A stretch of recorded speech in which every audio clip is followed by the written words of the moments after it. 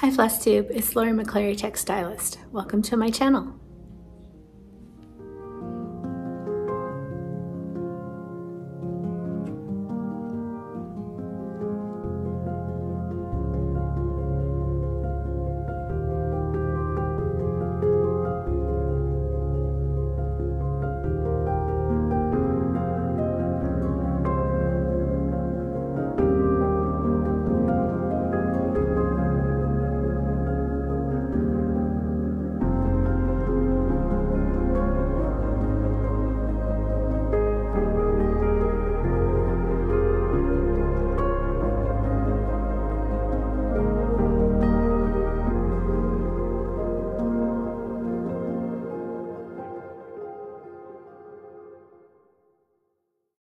Hi FlossTubers, happy Valentine's Day. Today is the 14th of February of 2024 and I'm coming to you from very snowy Central Oregon. A winter storm moved in about 10 o'clock this morning and I was going to go to knit group, but I decided I better stay home. There's probably about 4 inches on the ground already and several more inches expected.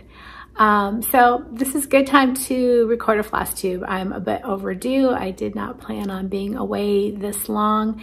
It just seemed that on the days that I had planned, there were other things I needed to do. And it just didn't happen. That kind of happens this time of year. Things slow down and I don't know about you, but I kind of get into the groove of just cozying down and doing whatever makes me feel warm and cozy. We did have some spectacular 60-degree days, if you can believe it, not that long ago, week and a half ago, something like that. And it was just gorgeous outside and you know, you just want to get out and you want the garden to start, but I knew that the cold was coming again and here it comes. And I am actually glad we're getting some more snow. The ski resorts here, we have two. We have Mount Bachelor and Hoodoo. They really have not had a season this year because it has been such a warm winter. Despite all of the snow and everything we've gotten, it's just not, it hasn't been enough. But we are doing better. I heard on the news yesterday that my location, all of Oregon actually, there are no counties that are in the severe drought designation anymore. There are definitely some drought areas and we are not back by any means to normal levels, but we are better than the last 2 or 3 years. So I'm really happy to hear that. And hopefully, I don't mind if it's a wet spring. I would rather see that we have enough groundwater and enough water here for the farmers and the ranchers, and so that the fire season is not terrible. It has been terrible the last 5 years. If you've watched me for any length of time, you'll know that the Grandview fire came very, very close to my house. I was evacuated for about a week. So that's kind of scary stuff. And you don't get a lot of warning and you have to leave quickly and make some quick choices. And you know, now I have 2 fur babes that I have to gather up and get out when and if that happens again. Okay, so what have I been doing? I feel like I've gotten a lot accomplished, but I'm looking around me and it doesn't feel like it, or it doesn't really look like as much as it felt like I got accomplished, but I did get a lot done. I am settling into all of the different things that I love to do. So you're gonna see some cross stitch, you're gonna see some quilting, you're gonna see some knitting and crocheting. In fact, that's the first thing I'll talk about. I finished this cowl. This is crochet, and this is called, I know I have it here somewhere. Here it is. This is called the Easy Crochet Hooded Cowl. I made mine a little bit shorter because of the amount of yarn that I had. I was crocheting from stash, so I made mine a little bit shorter. I think the pattern calls for this part to be 23 inches. Mine is about half that. But I like how it turned out. I'm probably gonna make this again in a different yarn. This is a bulky weight yarn, which is a number 5. And the hooded part of it is intended that you can pull this up and wear it as a hood as well. I can sort of kind of do it, but not really.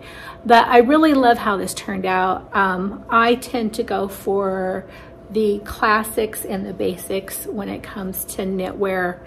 I love the neutrals. So love how this turned out, and it was pretty easy. This is by a Crocheted Simplicity. She has a blog on the internet, and I will put her blog address down below. You can get this free on her blog, but if you want a printed copy that is doesn't have all the advertisements that scroll through, you can get a printed copy through, I think, Ravelry and a couple other places. For, I think it was $3. It was really inexpensive. To me, it was worth it to not have to like scroll through and copy paste.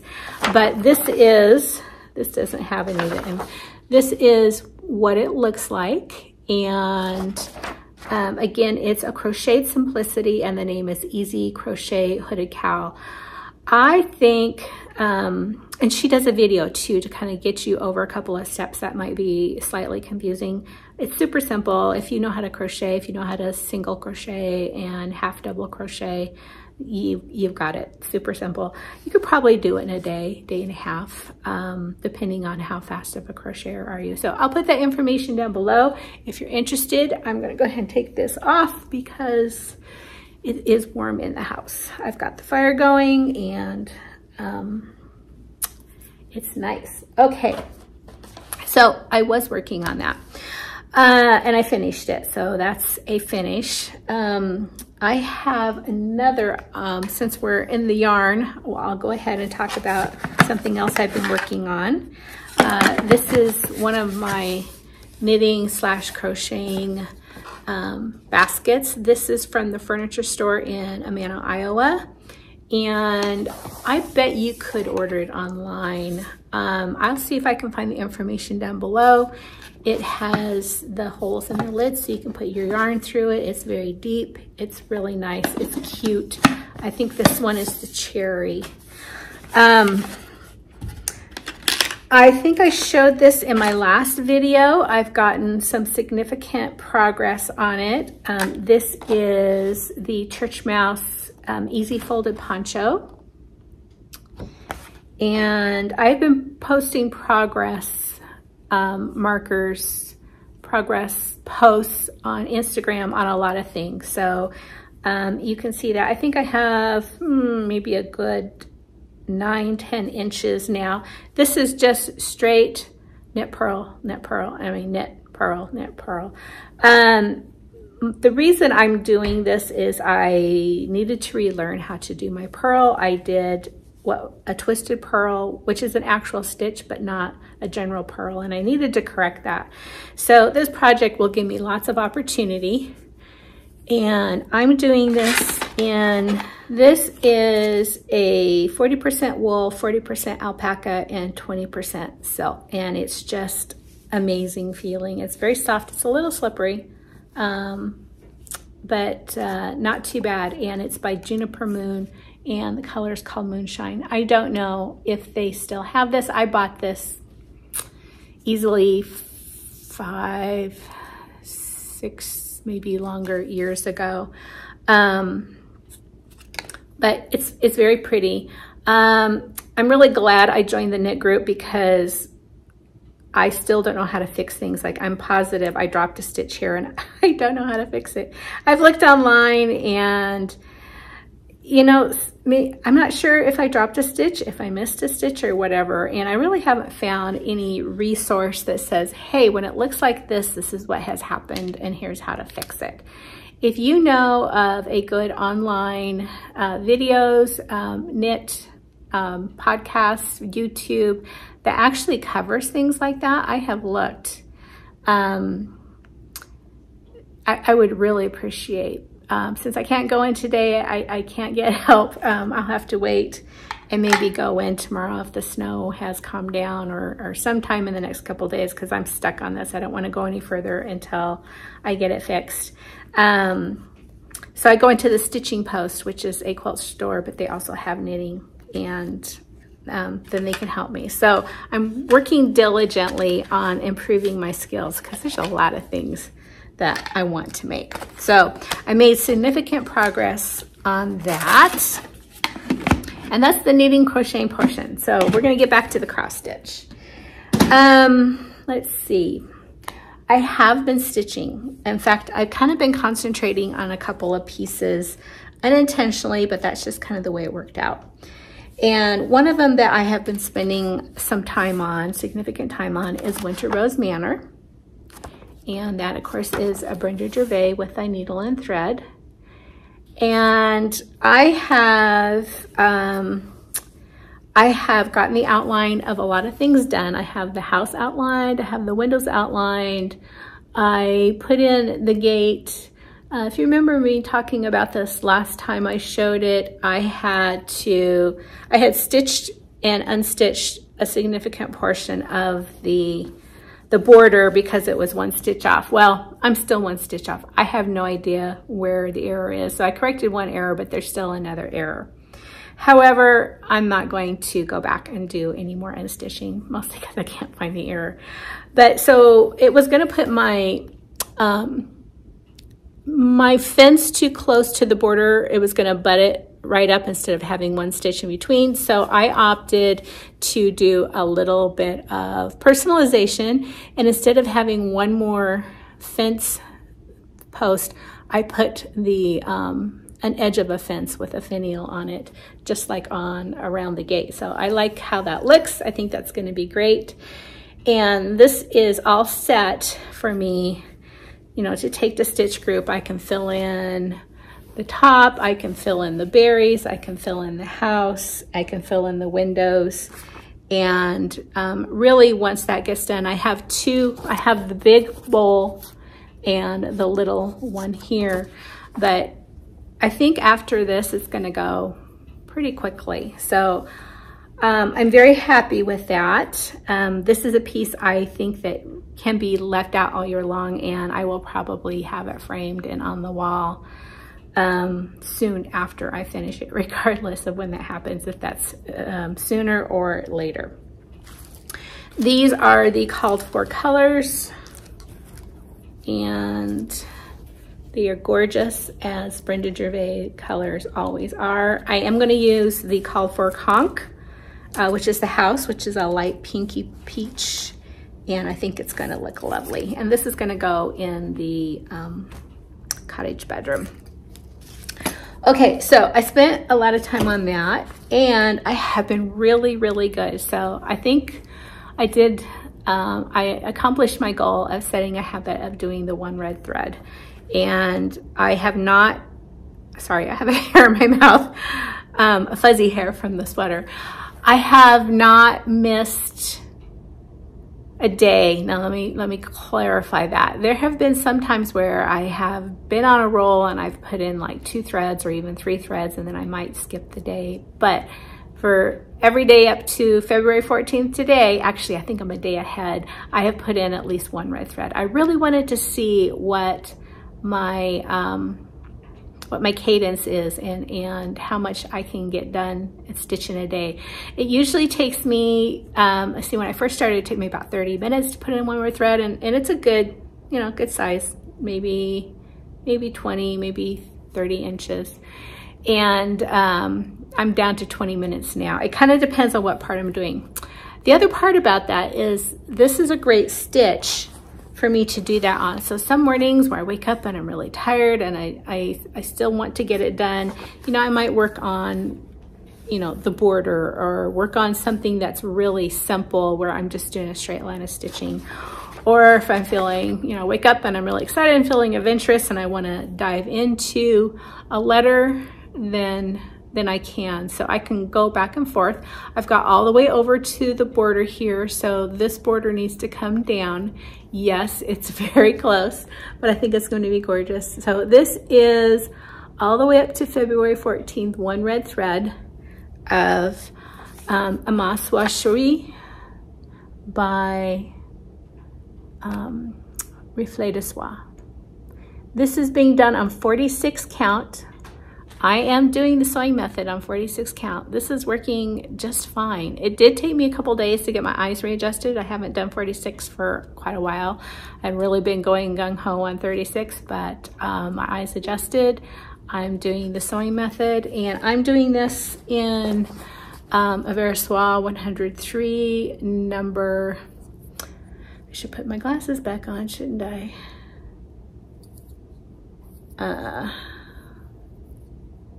Where is it? It's there somewhere, I know, 681.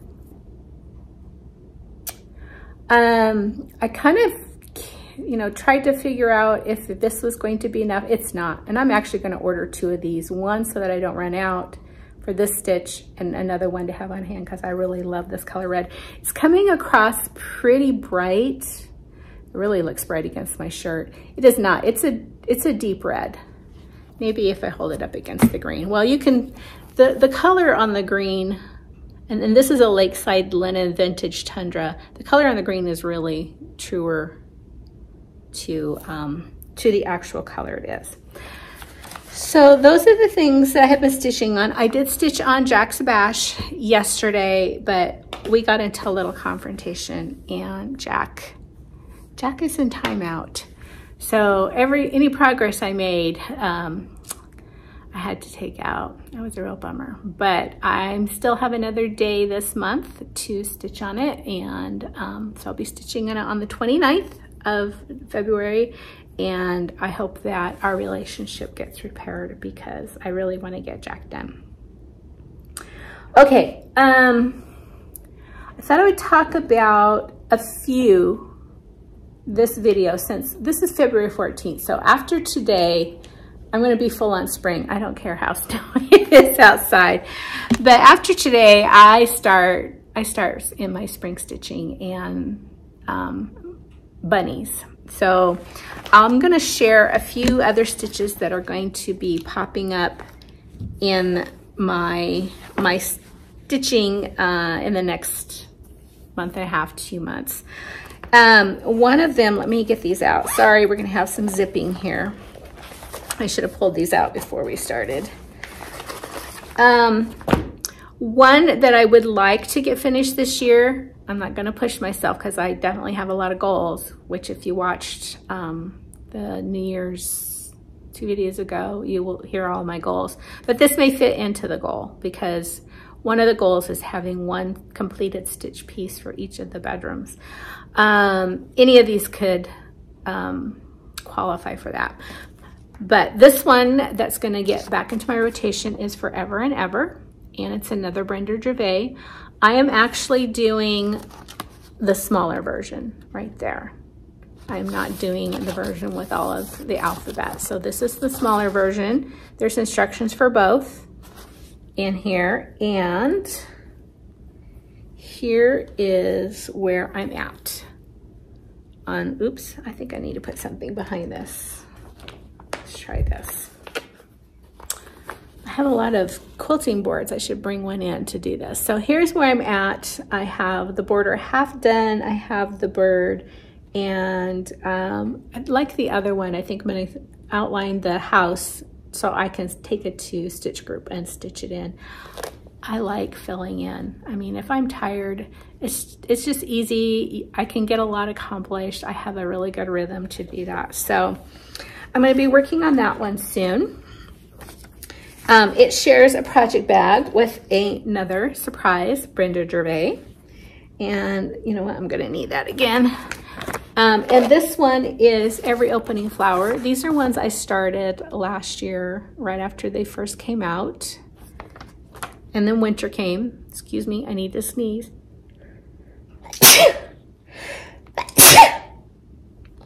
Sorry about that. Okay, this is where I'm at in Every Opening Flower. This is another one I would love to get on the wall. I have, 2/3 of the border done. Actually, I think I have all of the border. No, I need a little bit on the bottom for the outline, but it's not a full border all the way around. It's there's motifs, etc. I'm doing both of these using the Called For Colors. which respectively are, this is Every Opening Flower. Let's put that up there. Every Opening Flower, and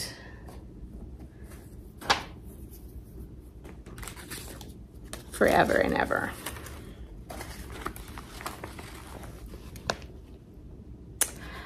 I do have one substitution though. On Every Opening Flower, I am using one Victoria Motto, and I have 2 full skeins of this. So when these were being dyed, I mean, when you belong to the club, the skeins were quite big. In fact, I've used a lot of this.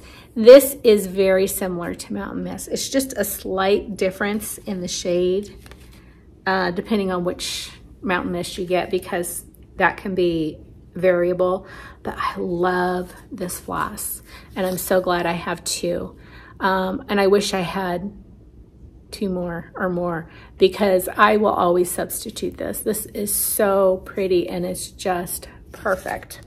So that is my only substitution. Okay, so those are a couple that are in the queue to start working on. Another one that's going to be making its appearance very soon after today is part of the stitches. I'm stitching this for the French general bedroom, and I already have this one stitched. It's called A Little Bit of French. This is a Blackbird design. That's a finish that's just sitting in this bag here. And then the other one that I'm stitching on, I don't know if I have a picture. I don't have a color picture. I'll show you the black and white picture. Both of these are from the Ooh La La book, and I am stitching this one using the Called For Colors, and that is called, I'm sorry, that is called A Little Bit of Spring, out of the Ooh La La. And I have a third one that I'll be stitching as well, but we'll talk about that when we get there. I am stitching this on a piece of 36 count that I hand dyed myself, so there's really no name. And these are the Called For Colors, and I think it goes that way. So not a big start. It's going to be gorgeous. These are colors that are close to French General, and there's 2 or 3 French General quilts that I have that are kitted up. Probably not this year, but those are all intended to go together. So that's going to be hitting the needle soon. Just a couple. Next video, I am probably going to be pulling out a bunch of my spring summer stitches and talking, I'll be showing them. A lot of them are whips. Some of them will be new, and talking more about what I'm going to be stitching for the different bedrooms. I'm still doing a lot of Strawberry and Roses for the cottage bedroom. This one is for the French general bedroom. And then, excuse me, I'm working on another Isabella. Why can I not think of the name? I'm working on another one that's going to go in the French general bedroom. It's the one with the red cow, Isabella Needlework Press. Can't think of the last name. I'll put it down below. That's kind of, oh no, that's not all the cross stitching. I did have a little bit of haul. Not a whole lot, but a little bit. My son gave me a gift certificate to 123 Stitch for Christmas, and these 2 charts are part of that haul. I got a lot of floss and some linen as well, and they don't really mean anything unless you're showing them with a project. Okay, so this one I've had in my shopping cart since it came out. I just love this. I think this is so cute. And it's Twin Peak Primitives Peace on Earth. I don't think, did I show these last, I don't remember if I showed these last video. It's been so long. I think I got them after that. Anyway, look at those reindeer. Is that not the most adorable border you've ever seen? I just love this. It is so cute. I'm probably not going to put the white behind the letters here and here. I think I'll just leave whatever linen I choose to show through. I'm kind of torn. What does this call for? Does it have a call for linen? Again, I need the spectacles. It just calls for a Zweigart Cashel. It gives a number, but it doesn't say what color it is. And it calls for 28. I am probably going to be doing this on a 36 or 40 count. And I'm kind of leaning towards Saltbush by, my brain is just not working today. You guys are probably yelling at me. I'll put it down below. Anyway, peace on earth. And the other one that I bought was Prairie Schooler, and I love all of these. They are so cute. Is book 96, and it's the Woodland Santas. So if I showed these last video, I don't think I did. I apologize, but those are now added to my collection. So that was my haul. Dum-de-dum-de-dum. I also thought I would share a little, just a sneak peek of some spring finishes from last year. And these aren't cross stitch, but they're cross stitch related. If you've been with me for a while, you've seen these before. It's always enjoyable to get these out. And these are little pin cushions that I've made. Was this the first one? This was the first one. This is Benjamin Bunny. And this is a pattern from Lorianne Corliss. I can put her information down below. And these are so fun to make. And he's just adorable. I love him. I love his little carrot. He's so sweet. I need to kind of fluff up his ears. And so this is Benjamin. After I made Benjamin, Benjamin needed a buddy. So I made this one. This is Beatrice Bunny, and she has strawberries. They have cute little bows around their neck, and they're just super fun to make. And these are made out of wool. I think most, if not all, of the wool on these are from Weeks Dye Works. They sell wool. Now, there are other bunnies. I have a strawberry one cut out. Strawberry that's different than the one I just showed you. And this one I did last year. And this is the bunny on the carrot. And I don't remember if we've named him. I think we did, but I don't remember his name. I'll have to look it up from the last time I showed. And then I just take a bit of fluff stuffing, and I do a little bit of needle felting and make their tails, but super cute. And hopefully I'll get the strawberry one done this year. So just a sneak peek of spring on this snowy winter, midwinter day. Okay, more spring to come next time. That's all for cross stitch and cross stitch related. I have some things reaching here. We have a group that I've mentioned before that I go to a stitch group on Tuesdays, and then there's a smaller subset of that group that meets, about once a month or maybe every 6 weeks at one of our members' house. And she always has a fantastic project for us to do. This last time we looked at doing some flat folds, but we got so interested in the first part of the project, which was making fobs. Now I've made these before, but we did some more. So this is an Alphonse Muka, an owl, and this is a Christmas one. And a couple of this, that's probably not focusing very well. Here, let's see. There we go.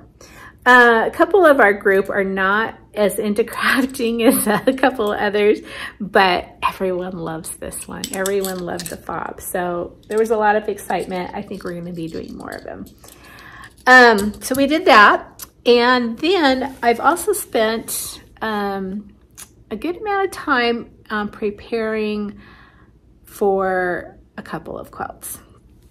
So actually this is part of my 1, 2, 3 stitch haul. I talked about this quilt last video and actually even the video before. And this is on my agenda to work on this year. And this is the Peppermint and Holly quilt by Blackbird Designs. And it's in, I can't remember which book it's in. I'll put it down below, or you can go look at last video because I talk about that more in length. And I was kind of going back and forth about which fabrics I would use. And I have decided actually to use some French General fabric. These are just some examples that I pulled of the lighter reds that I may use. But in the main, this was part of my haul. In the main, I'm going to be using the French General Solids for the peppermint stripe and the ivy. And then I'm going to be pulling some French General reds and red pinks for the flowers. Where I'm at right now on this is, am I going to make it full size? The full size that it calls for. It's actually bigger than the Raven quilt. This one is, I think, 70 by 70. That's a good size. That's like definitely an oversized twin in width and not quite a twin in length. It would be a great piece to hang on the wall. That's actually what I was thinking, was putting it on the wall, not putting it on one of the beds. It would be a statement wall at that size. So I need to decide whether I'm going to reduce it, which means I need to refigure all of the half square triangles to do the peppermint stripe, so that I can keep the ratio the same, or if I'm going to go ahead and do it full size. So, you know, these are just some of the colors that I'm auditioning. And I think I showed before that there's a couple of Blackbird Design stitches that I'm going to do to go with this. This is one. And these are my working copies. I have all this. And this is Blessings Be Thine. And I think they're in the Peppermint and Holly stitch book, not the quilt book, but the stitch book. And then also, and this is in black and white, the Holly Bouquet. Now, this is kind of how I decided that I really am going to stick with the French General. These are the flosses for both of those.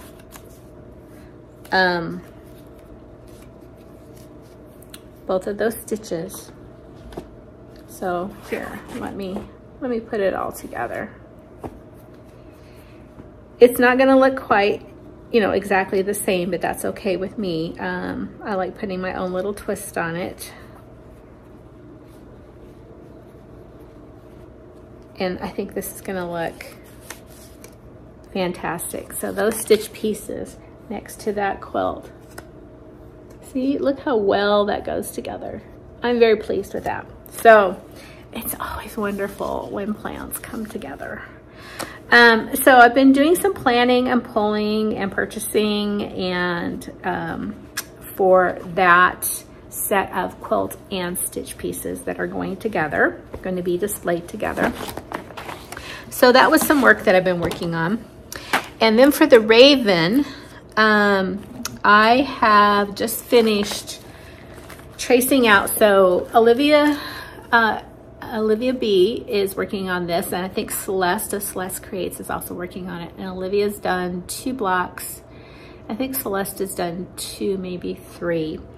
They're pulling all their own fabric, but I happen to have the kit because I purchased the kit when this first came out. So you can, this kit's quite old.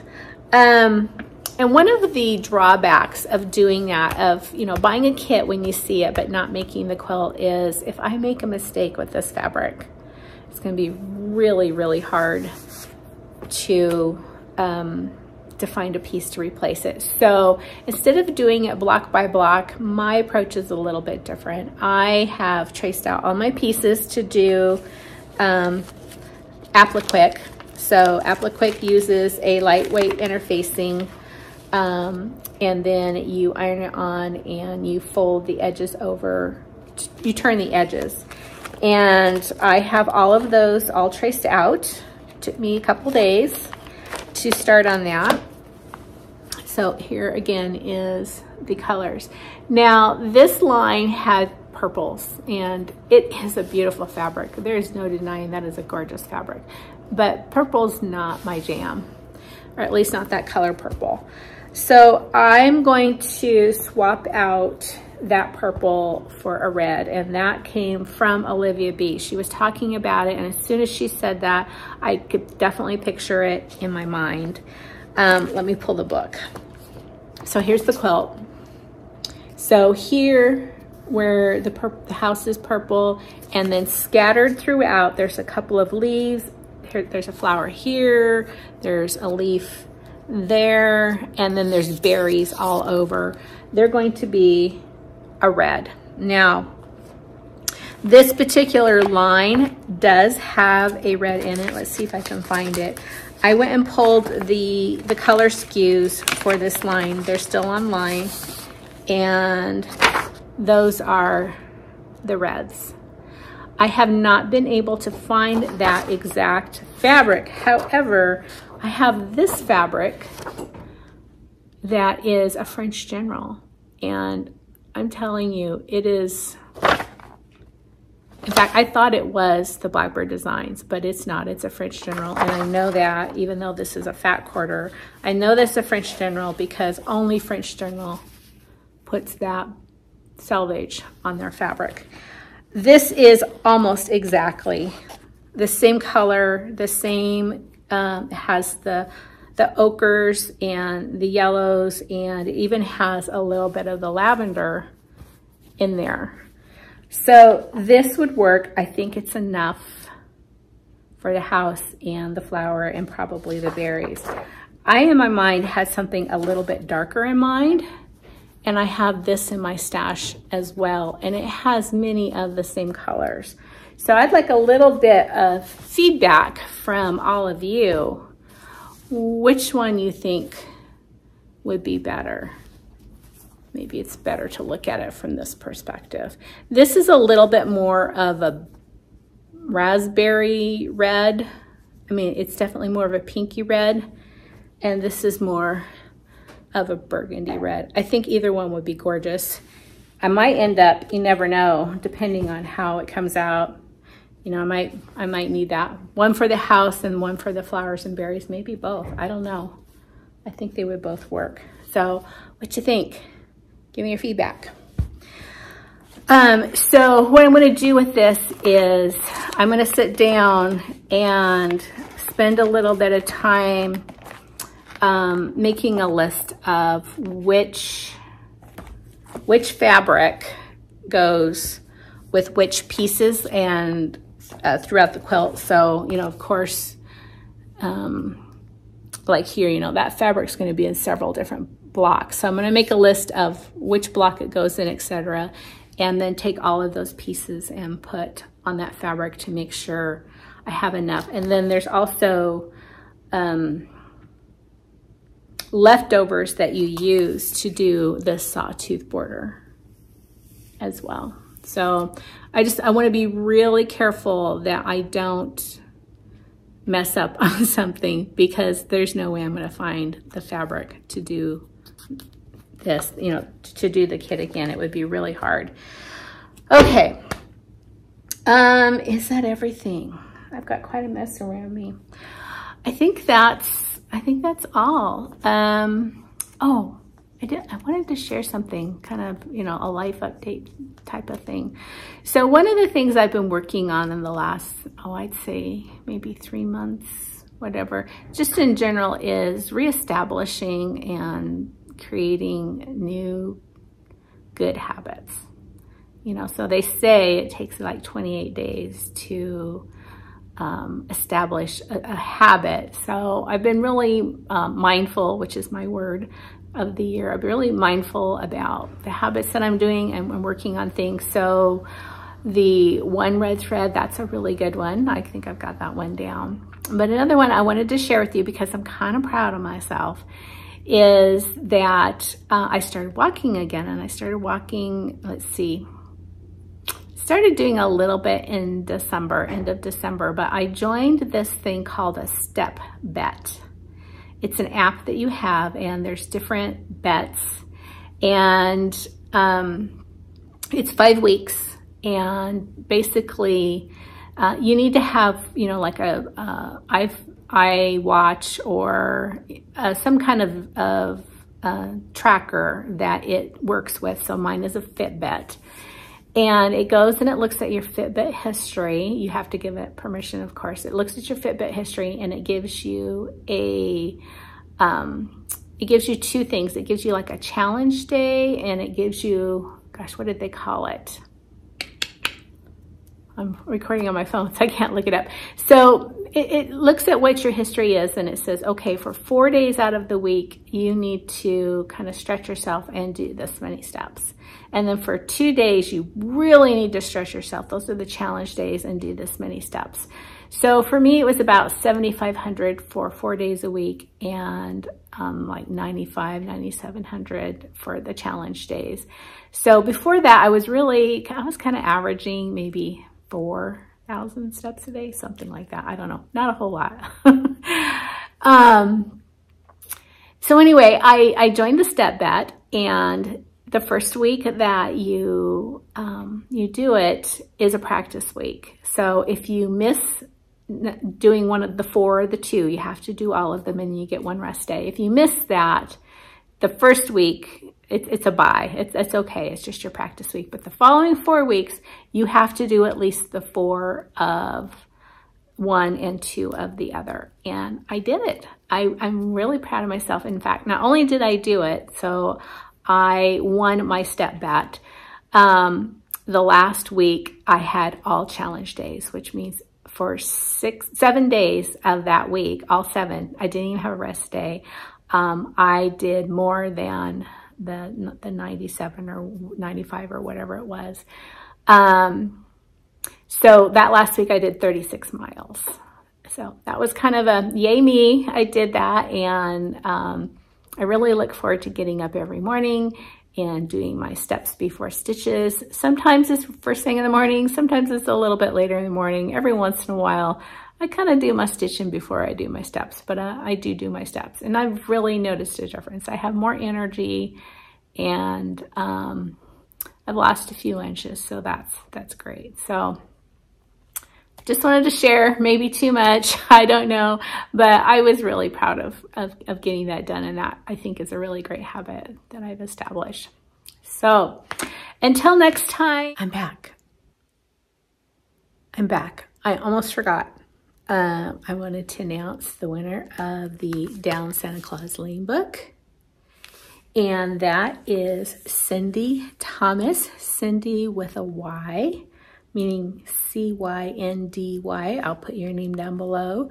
Please contact me at my email address below. It'll be in the description box, and send me your mailing address, and I will get this mailed off to you. I also have a giveaway this video, and I have an extra copy of this. This is called the Sampler Stitching Notebook, and it's by Art Designs. And these are really wonderful. A friend of mine gave me a copy a couple years ago, and then someone else gave me a copy recently, so I thought I would pass this one on. And it's great because it has just about everything you would need to track your samplers. So these are wonderful books. If you would like to be in the running for this, please put sampler in your comment down below, and I will choose a winner for this from the public subscribers. Please be a subscriber, and I will announce the winner of this one next video. Also, before I go, I really intended on this video to kind of share and shout out a lot of the FlossTubers and YouTubers and podcasters that I watch. One of the things when I was talking about walking, what I do is I watch YouTube, and so I get two things done at once, and it's allowed me to watch more YouTube or more FlossTube than I was able to before, and also get my walk in, and it just makes the walking go by really quickly. So I'm going to get my iPad here, and I'm just going to go down the list. So it'll probably be in alphabetical order. And I'm going to talk about who is on my list of who I watch. It's quite a long list, and I will try to put the list down below. Now, this is going to be FlossTubers, and it would probably also include some knitting YouTubes, which they tend to call podcasts. So I'm going to go here to my subscription list, and I might have a little commentary on some of these.